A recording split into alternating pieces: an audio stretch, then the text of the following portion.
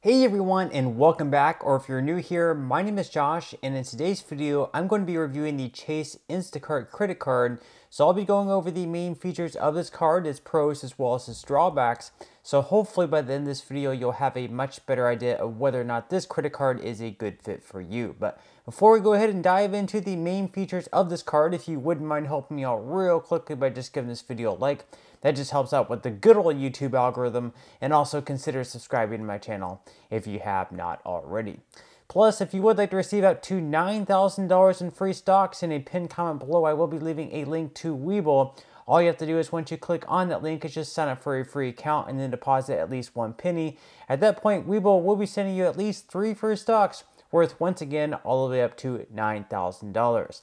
Okay, so diving right into the main features of the Chase Instacart Credit Card. First off, we're going to be discussing how you can earn points or cash back with this card. So you will be earning 5% cash back on Instacart.com and purchases on the Instacart app. You'll also be earning 5% cash back on travel purchases over the phone through the Travel Chase Center, including flights, hotels, and more. Then you'll be earning 2% cash back at restaurants, gas stations, and on select streaming services. And then you'll be earning 1% cash back on all other purchases. Now, as far as a spend bonus goes, unfortunately with this credit card, there is no spend bonus. So like with other cards out there, you might have to spend like $1,000 within the first 90 days, and in return, you might receive $200 for your spend bonus. With this card, there's nothing like that. However, you will receive a free year of Instacart Plus and a $100 Instacart credit once or if you are approved for this card. So that $100 that you will be receiving as a credit, you don't have to spend like $1,000 over a few months. Instead, you are going to receive it automatically if you are accepted for this card. Now, as far as using your cash back with this card, ways to redeem it: you can redeem it for cash back, travel, or you can pay for all or part of your purchase in the Instacart app or on Instacart.com. Now, like I mentioned just a moment ago, for one of the perks of having this card, you will be receiving a free year of Instacart Plus. The benefits of Instacart Plus is that you will be receiving free delivery on orders of over $35 or more. Then you'll also be receiving a 5% credit back on your pickup. And then you can also share your Instacart Plus benefits with your Plus One for free. So definitely some pretty good perks there. So those are the main features of this card at this point in time. We're going to go ahead and dive into the APR and fees, because of course this is also super important as well. So starting out, your APR on purchases is going to be anywhere between 20.24 to 28.99% based on your credit worthiness. Then as far as balance transfers go, your APR on those is going to be anywhere between 20.24 to 28.99%, just like your purchases. Then as far as cash advances go, on this channel we always recommend to stay far away from cash advances. This of course should not be considered financial advice. Just for my own personal reasons, usually there is a pretty high interest rate on them.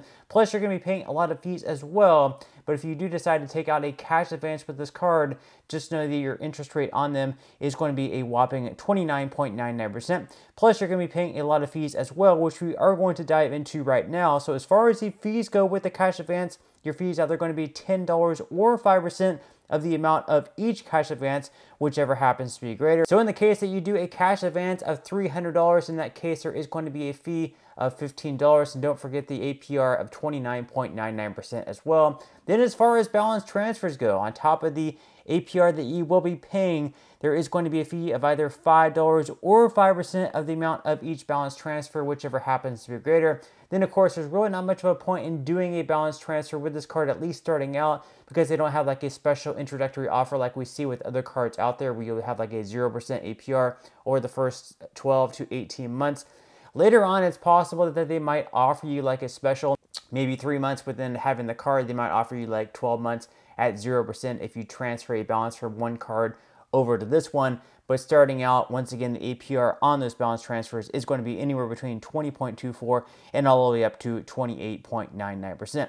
Now, as far as foreign transaction fees, luckily with this card, there are no foreign transaction fees. So if you do happen to travel abroad with this card, it's one you can definitely use because you won't have to pay anything extra. Then if you happen to pay late or have a return payment, there is going to be a fee of up to $40. With this, I would definitely recommend setting up auto pay marking the dates on your calendar, whatever you have to do. Just make sure that you are paying on time, whatever works best for you there. But if you do happen to pay late once, maybe even twice, I would recommend calling into Chase and asking if they can waive that fee for a 1 or 2 time convenience. It's possible that they might waive that fee for the first or maybe even second time. However, I definitely wouldn't push your luck too much past then, because at that point, more than likely, they won't be able to waive your fee. Of course, there are no guarantees here, but definitely something that I would at least recommend trying to do. Then as far as the annual fee goes, this is a card that does not have an annual fee, so that's a great thing because you don't have to sit around and consider whether or not keeping this card from year to year is worthwhile for you. For example, if you had to pay like $95 on an annual basis, you might have to sit and evaluate whether or not you're getting enough benefits in to make paying like $95 worth it, because once again, there is no annual fee. So now that we went over the main features of this card as well as the APR and fees, at this point in time, we are going to go ahead and dive into what I would consider to be the biggest pros and drawbacks of this card. So we're going to start out with the good things. The first good thing, of course, is the fact that you will be earning the $100 credit from Instacart if you are approved for this card. You're also going to be receiving 5% cash back on purchases from Instacart, either on their website or on the app. You're also going to be receiving a year of Instacart Plus for free, which means that for deliveries of $35 or more, there is not going to be a delivery fee for those. Then, of course, there's not going to be an annual fee with this credit card. So once again, you don't have to sit around and evaluate whether or not the card is worth keeping, because you do not have to pay an annual fee. And then finally, you'll also be earning 2% cash back at restaurants as well as gas stations. So you're going to be earning some pretty good cash back there. Now, as far as the drawbacks go with this card, the first thing that I would say, and really the only thing that I would say with this card, is the fact that you are only going to be earning 1% cash back on purchases, not at restaurants, gas stations, or on Instacart, or on travel calling into the Chase Travel Center. On all other transactions, not in those categories. So maybe, for example, if you go to like a sporting goods store or a retail or shopping online, on those transactions, you are only going to be earning a measly 1%. So in those cases, you might be better off using another credit card, one that earns at least 1.5% and 2% cash back if you can.